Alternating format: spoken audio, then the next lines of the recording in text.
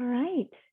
Good afternoon, everybody. Thank you for joining us today for the Caregiving and the Holidays from Stress to Success webinar. Our webinar today is sponsored by Monticello West, Signature Pointe, and Walnut Place. We're actually communities that are managed by Life Care Services, an LCS company that serves over 140 communities across the nation and over 35,000 seniors. It's my pleasure to introduce our guest speaker, Lilly Adrian. She has years of experience supporting caregivers who are caring for those with dementia.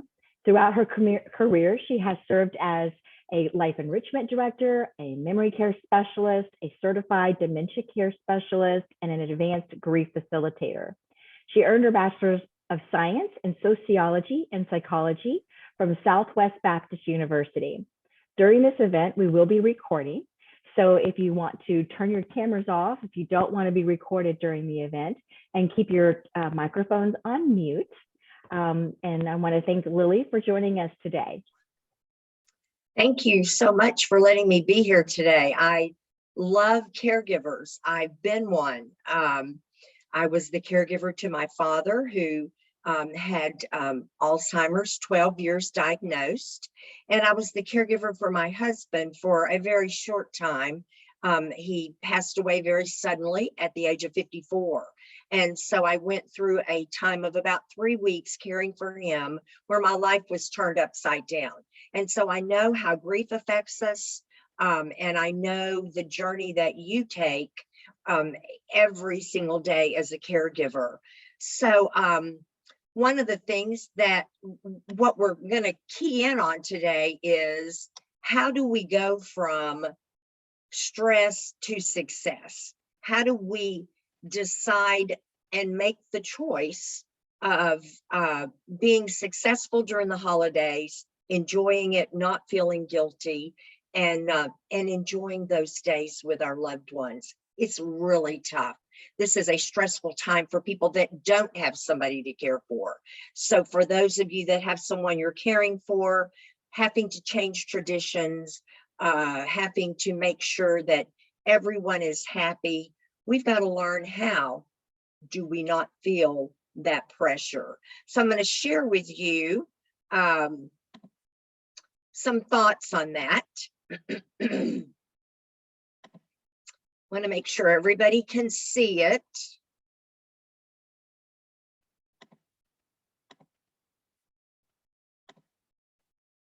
There we go. I'm going to admit Rebecca. You guys are a great group today. Thanks for spending time with us. Okay, from stress to success, handling the holidays as a caregiver. We want holidays to be meaningful, don't we? We all do. We start back in, right at Thanksgiving, decorating our Christmas trees and wrapping gifts and making sure that our shopping list is accurate and current with everything that everybody wants from us. I was watching a silly Christmas movie last night, and the crux of the movie was a group of moms that said, I'm going on strike during Christmas. I'm not going to do this anymore. And it was quite funny to watch family members go, but wait a minute, Mom, I've got the football team coming over for a cookie bake party, or, honey, I need you to do a Christmas buffet for my office. And, but no help extended. So how do we get people to help pick up pieces for us? We want it to be meaningful. We want it to be an enriching time for us. And also when we're working with our loved ones with dementia, we want it to be meaningful for them. So how do we make this happen? First of all, we need to maintain or adapt family rituals. Okay, it helps all family members feel a little bit of a sense of belonging and family identity. For the person with Alzheimer's, this linked with a familiar past is reassuring. They like structure. They want to be reassured that everything is as normal as can be. But in order to find that proper sense of belonging and family identity, there's some things we've got to do. We've got to find the right balance. And the right balance is not us taking all the burden. I remember very clearly after both my parents passed away and after my husband passed away, I had to make it very clear to my children and to others that I was celebrating Thanksgiving with. That was that first big holiday, that I'm not here to make sure everybody's okay. I'm not here to assure you that I'm okay and everything's going to be good. That's your job. So we've got to find that right balance. We've got to prepare the guests that are going to be around our loved one with dementia. We need to let them know that, things are different. We may have to help feed them. They may have issues with toileting while they're there in your home. There's a lot of things. They need to take a break. They need to rest. The noise bothers them. There's a lot of things that we need to make sure guests that are not used to being around someone with any form of dementia is prepared. And then we need to prepare the person that has the dementia. So how do we find a balancing act? We've got to, first of all, set our own limits and be very clear about that to others. You don't have to be the one to make sure that you live up to their expectations. Your situation's different now, right? Have your loved one observe you preparing and getting ready for this holiday. Observing will get them familiar with what's going on and will spark some of those memories from the past. And it will bring them a lot of joy. Prepare quiet distractions to use, such as looking over pictures, going for a walk, talking about the people that are going to be coming. Make sure there is a quiet space. Wherever you're having your gathering, make sure there's a quiet space for the person to rest and have time to recharge. Remember, their life is totally different now. And we've got to respect that for dignity's sake. And consider simplifying the holidays around the home. Consider a smaller dinner. Consider someone else bringing it. Consider ordering it out and bringing it in. There are some things you can do to alleviate your being totally responsible for everything. How do you prepare the guests for these holidays? Explain to them that the person with Alzheimer's does not always remember what is expected and acceptable. It's so important for them to understand that we need to recognize this as a disease, and we don't let the disease define who the person is. They are still the person that we love. But the disease has made their actions and reactions different. Give them some examples, as I mentioned earlier, of behaviors that may take place, such as eating food with their fingers, or perhaps even needing assistance. I can remember clearly when my mother was in an assisted living and she had tremors in her hands. And so she had a difficult time eating with a fork, and she needed a larger serving spoon, a little bit bigger than a regular dinner spoon. And so what I did was I bought one for her, and she sat with 3 or 4 other ladies, and I made sure there was one for each one of them. I made sure that they had these kind of sparkly, glitzy little alligator clips that they could attach their napkin to the front of their shirt so that they weren't embarrassed if they dropped food on it. Plus the glitz and the shine was fun, and they got a big kick out of it. So bring in the rest of the group so that your loved one is not totally embarrassed. If this is the first visit since the person that has the disease is going to be involved in something of a gathering with many relatives, that's when I think it's so important for you to show them pictures. Let guests know that they may not remember who they are, and that they can gently remind them who they are, but they don't need to put them on the spot. They don't need to embarrass them. That's a very difficult place to be when it's your daughter or your granddaughter and you don't know who they are. You don't know their name. I have a real struggle with names. I will never forget your face, but I might forget your name. And I know sometimes it's embarrassing for me. So imagine having all the confusion going on around you with relatives that you haven't seen in a while. So let relatives know. They may not recognize you. Reintroduce yourself to them if they want to know who you are. But if you, as the caregiver, as the daughter, as the wife, can show them pictures ahead of time, talk about the past ahead of time, do some Christmas memory moments ahead of time, this is going to make it a little bit easier with that transition of being around so many people. Explain the disease to the folks that are going to be there. Memory loss is the result of a disease. It's not intentional, obviously. That the meaningfulness of the moment together matters more than what the person remembers, and that we must concentrate on the person and not the disease. It's so important for people to understand that we don't want the disease to define who they are.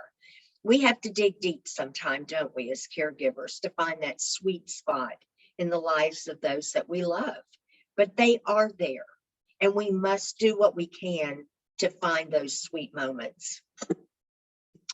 We need to prepare the person with Alzheimer's, as I mentioned earlier, by showing them pictures, by having conversations with them, explaining to them the connections between those that are going to be there.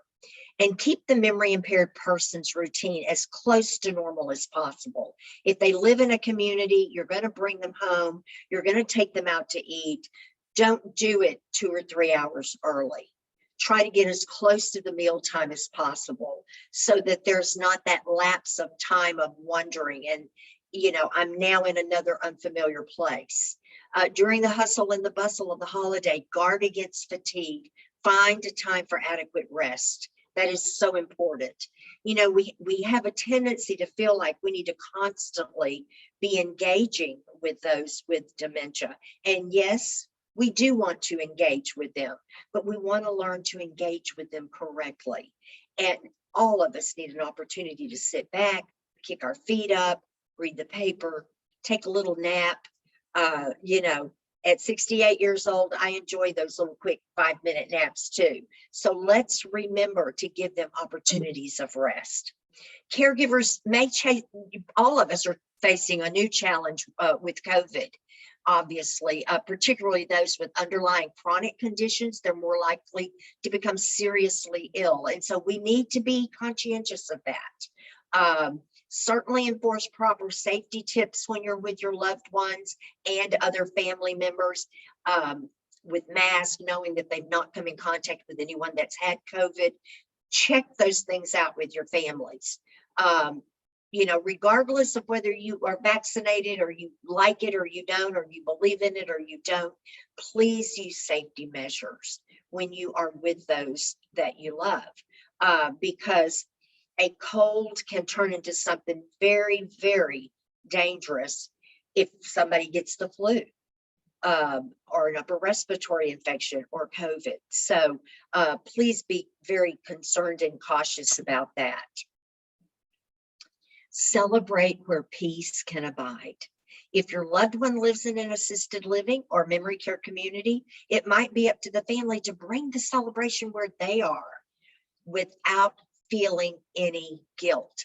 Now, I'm going to let you know right now, I have a rule of thumb. You can take any trip you want to take, but I don't want you taking a guilt trip. Please keep that in mind. You don't need to feel guilty about anything that you're doing when you're caring for someone that you love. When you leave them, go home and celebrate the holidays with your own immediate family. If they can't get out, don't feel like you can't do anything to celebrate. Perhaps it means celebrating a day early. They're not going to recognize the day. I'm doing Christmas with my children this year on December 23rd. And I got a lot of stuff to get done between now and December 23rd. But it's being together as a family. It's not the date that matters to the person with the disease. And then you can walk away and you can enjoy time with the rest of your family, whether it means going on a trip, spending the night with your grandchildren, having family come in and stay with you. Don't feel guilty about it. It's okay. Guilt can't play any part at all of your holiday plans. Avoid unneeded conflict. Let sleeping dogs lie. I know that it's tough when you have siblings. I had 4 siblings when I was taking care of my mother and my father, and everyone that didn't live here knew how to take care of my parents better than I did. But they weren't there to help with taking care of them. And they weren't really even wanting to, some of them, right? And I know you experienced this, but during the holidays, try to let things be a little bit calm. Don't bring up things that are going to cause issues. Try to spend the day as free from conflict as possible. It's tough to do, but trust me, it's not the time to push that little button. Be clear about your energy level. Accept the need to adapt. Let family members know that your caregiving duties are keeping you very busy and that you only have so much energy for the holidays, preparing, giving someone else the responsibility of hosting, perhaps. Make it clear you're not there to keep everybody up. You're there to try to bring joy to the moments with the loved one that you're caring for. And you got to speak up in order to have that taken care of. Now's the time to share your wish list. Have any of you stopped long enough to think about what you need as a caregiver? Respite could be one of those things. How do you get respite care? You say to someone when they ask you, I'm so proud of you and I'm so grateful for what you're doing. What can I do for you? Now they've asked the question and it's your responsibility to pull that little list out of your back pocket. Keep it in your pocket. When they ask the question, you need to give them an answer. If they weren't expecting an answer, that's their problem, not yours, right? So it can mean that they need to come by and take care of your loved one and play dominoes with them or have lunch with them while you get out and do shopping, or you get out and go find a book to read, at Barnes and Noble and just relax. Maybe you need some home repairs done. Have you ever thought about the fact that simple things like changing light bulbs? I had a guy coming in and checking a water leak for me the other day. And lo and behold, in the closet where the water leak was, the light bulbs went out the night before. So I had him sitting right there waiting for him, because I don't do well with going up high and unscrewing those little bolts and getting a light fixture down. Let people know what you need. Maybe you need grab bars put up in the bathrooms. Or there's a mile high pile of junk in the garage that needs to go to the dump. Cleaning out the garage for you. Maybe it's the kitty litter box. Hey, would you change the kitty litter box for me? Would you pick up medications for me? The best Christmas gift ideas for caregivers. I want you to take a minute and I want you to think about it. So you're going to have to come off of mute for just a second. And I want you to name some gifts that you would gratefully be receiving if someone offered them to you. Sharon, I saw you came off of mute. So tell me what you think. Oh, sorry. I didn't really mean to say anything. I just was. Okay, that's fine. That's fine. Does anybody else have any ideas? What would be some things that you would love to have gifted to you as a caregiver?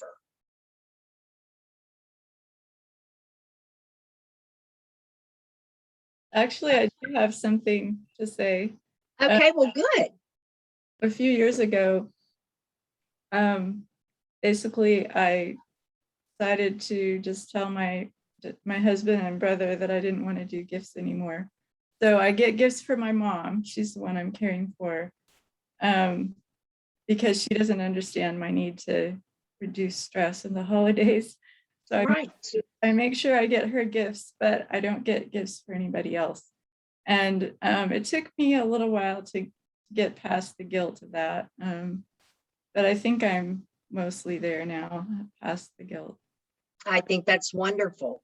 And you know what? As adults, that's just one less stressful thing that we have to think about, isn't it? Yes. You know, when you've got little children and grandchildren, it's a little different. But when you've got grown adults, it's not necessary. I'm proud of you that you did that. Very proud of you. Does anybody else have something that they would love to be gifted to them as a caregiver?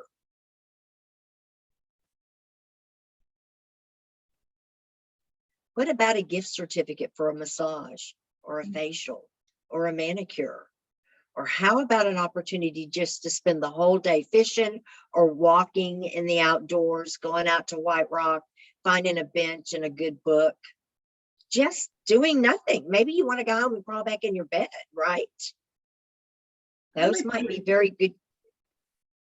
I was going to say, I think that if somebody would come in and want to take the opportunity to clean their house for the day, do the laundry, do stuff that, take the stuff off their plate that they need to get done.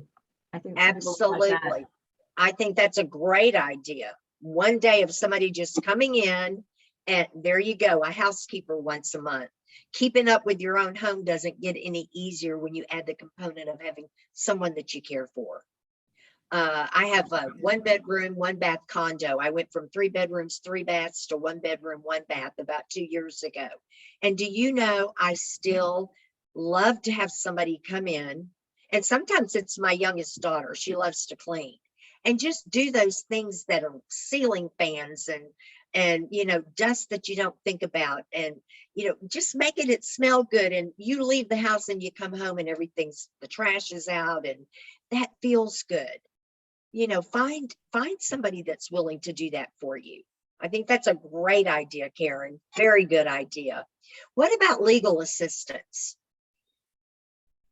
Even if your life is relatively uncomplicated, getting older brings a lot to the table when it gets down to legal affairs and getting them in order. You need to make sure you got a power of attorney, you got a medical representative, a DNR orders, if you choose to do that, a will, a host of other legal matters that need to be put in place. That doesn't happen for free. And it is not always straightforward, but make sure that you have those things taken care of. And maybe it's someone that can download the forms for you and help you find, you know, avenues to get it taken care of. Physical and emotional support are what most caregivers need the most. And that's why Theresa is so kind to provide today for you as a caregiver, because this is a very stressful time of the year. But physical help to care for senior loved ones includes help with daily tasks, decision making, preparing meals, running errands, performing chores, and emotional support to deal with the stress. Support groups are just vital. Regardless of the community that you're in today, please make sure that you become involved in their support groups, because that is going to be more valuable to you than anything you can imagine. How to ask for help. How do you do that? Caregiver burnout is real, and I'm not going to stress to you enough on how important it is for you to ask for help. Why shouldn't you ask for help? Let's address that first. What's the reason that says, oh, I shouldn't ask for help? Of course you should ask for help, especially from your family or your friends. There is nothing in the world wrong with that. In order for you to survive, you're going to have to do that. You've got to recognize that you need help. You've got to make specific requests. Don't just say, well, whatever you want to do. No, remember, list in back pocket. You've got to have that list in your back pocket. know that you will likely have to ask for help more than once. So while you're at it, why don't you just say, do you mind doing this for me, once a month? Just come in and doing little small repairs. I'll keep a little running list going. I've got a friend that does that for me, in fact, and it just feels good to know you've got somebody that's willing to do that. Plan that your request for help will be ongoing. Just accept that right now up front. Put that in your mind. I know that I'm going to need help throughout this entire process. And once you grab a hold of it, you won't feel any guilt in asking for it. And keep that list in your back pocket, like I mentioned. Be prepared to accept those verbal gifts when asked. Speak up. When someone I am so bad about when somebody says to me, let me pay for your dinner. Oh, no, you're not going to do that. Why not? Let him pay for your dinner. I'm going to stop by and pick up your kids on the way home from school because I'm picking mine up anyhow. Oh, I hate for you to do that. Why do you hate for them to do that? They offered it. So graciously say thank you. I had to tell somebody that the other day.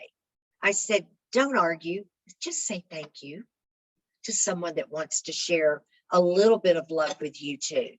Caregiving is often a 24/7 job and everyone needs a break. Getting away can give you perspective and it can remind you that there's a world outside, and it can take you from stress to success, to have a little bit of time off. And do you know what else it does? It takes the loved one that you're caring for from stress to success, because they're going to feel that tension no longer there with you. When we truly care for ourselves, it becomes possible to care for more profoundly about other people. The more alert and sensitive we are to our own needs, the more loving and generous we can be towards others. Laughter is inner jogging. That's my 2 grandchildren. And they were just having so much fun. We got to do a lot of inner jogging. There's a wonderful book out, and this is my information. If there's ever a time that you need me, jot this information down. Make sure that you realize you can reach out to me at any given time. I'm available. If you're wanting to just chat for a few minutes, I'm not going to charge you for that. I mean, I like being available to caregivers. So please open yourself up to asking me to chat with you. It's okay. So there's that contact information. But there's a great book out. Hang on just a second. There's a wonderful book out called Undress Your Stress. I order them all the time because I give them away at conferences or webinars like this. And I'm going to give one away today. So, Theresa, what I'm going to do is I'm going to write down a number. And this number is going to be between 1 and 10. And this is only for the caregivers, okay? And I want you to jot down a number, and I'm going to find out who's the closest to what I've chosen, okay? Do you want them to put it in the chat? They can put it in the chat. That's a great idea. So put it in the chat. And I thought that I had one of the books with me. I actually have several of them packaged up like this because I'm sending out 6 of them today for other events that I've done in the last several days.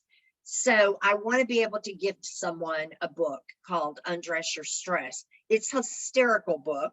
It's a book that makes you stop and realize it's okay to waste time. We find ourselves chasing time. We got to get it done. We got to make sure it's all okay.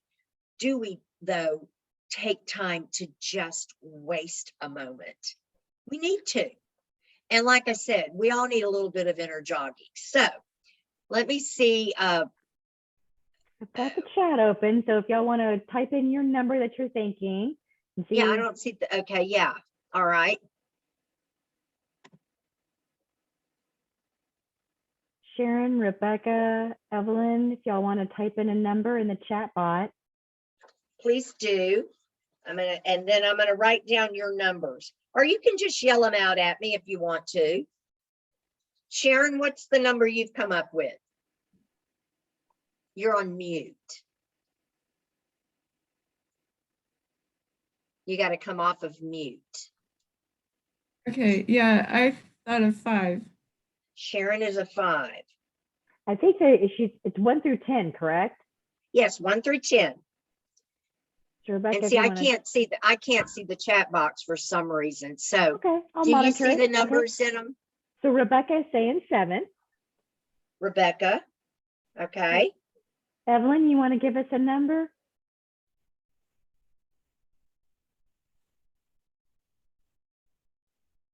Evelyn, what's the number you want to come up with?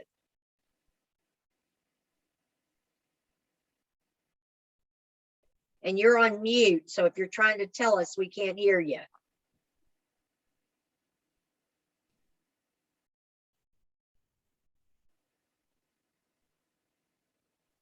Okay, how about Nan from Monticello? The rest of our cells are team. So it's It's Sharon, Rebecca, or Evelyn? yes. Okay, did Evelyn come up with one in the box, in the chat box? No, she hasn't. Okay, all right. Okay. Well, since we've got 2, my number was 8. So it looks like Rebecca is the one that won that book. But I'm going to go ahead and send one to Sharon, Oh, and I'm going to send one to Evelyn, because all 3 of you need it. It's just a really fun book. Okay. So I'm going to send one to each of you. So this is what I need you to do. I need you to get to Theresa your address, or you have my email address. If you took it off of the PowerPoint, I can give it to you right now. It's L.A. Adrian. And let me just go back here. Hang on a second. Well, I won't do it that way. Okay. Trying to get this back off and I can't seem to do that. There we go. It's L.A. Adrian, A-D-R-I-A-N, 1953 at yahoo.com. So if you will email me your address, I will get that off to you in the next few days. I'm not sure how many books I have available right now. I just ordered a few more. And so if you don't get it for several days, it's because I was out of the book, but you will love it when you get it. And I am so grateful, Theresa, that you gave me this opportunity to be here today. Please remember that I'm available to you. Email me if you want to talk, if you want to do a Zoom visit, if you want to chat. Be happy to give you my phone number also. But I want you all to have a blessed holiday season. And remember to undress your stress. Find a way to bring some joy to yourself. That's very important. Thank Theresa, you. I'll pass it back to you. Can I ask a question? Yes, you sure can. On the slide where you had your email and your phone number, there was something else like a web address, Yes. and I didn't get that. Okay, hang on a second and let me see if I can pull that up because I don't know it by heart. Sorry. But give me 1 second. Let me oh, hang on a second. I'm gonna have to bring it back up.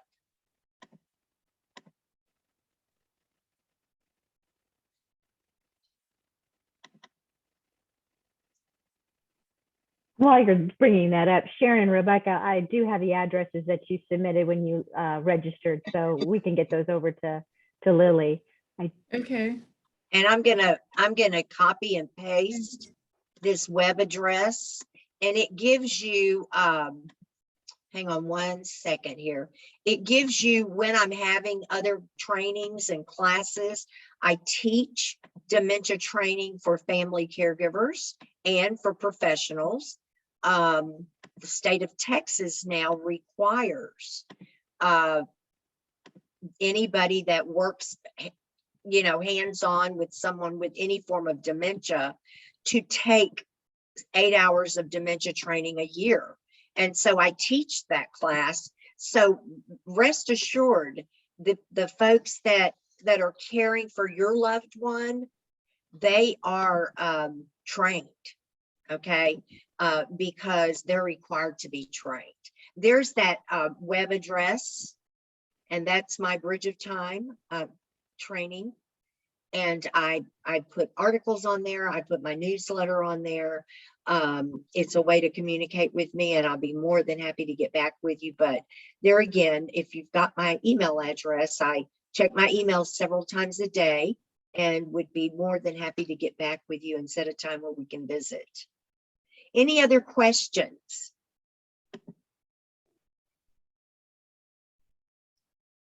Oh, here you go. Elma. Lily, this is Nancy Yes. McCarthy.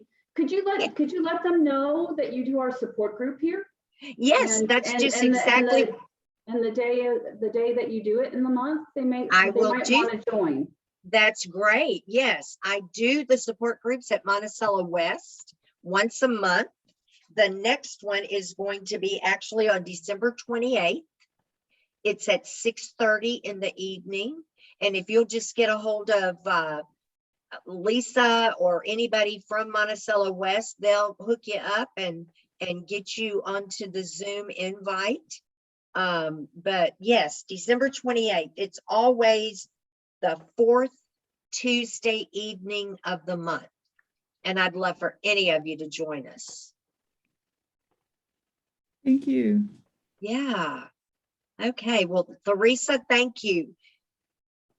Thank you, Lily. I appreciate it. So we will, we recorded this. So your contact at one of the communities with whom you registered for will reach out to you and provide you with a link so that you could go back and watch it. And if there's any slides that you wanted to check out again, you're more than welcome to. So you should be receiving a follow-up later. Thank you so much for joining us today. Thank you for having it. Bye. Happy holidays, everybody. You Happy too. holidays.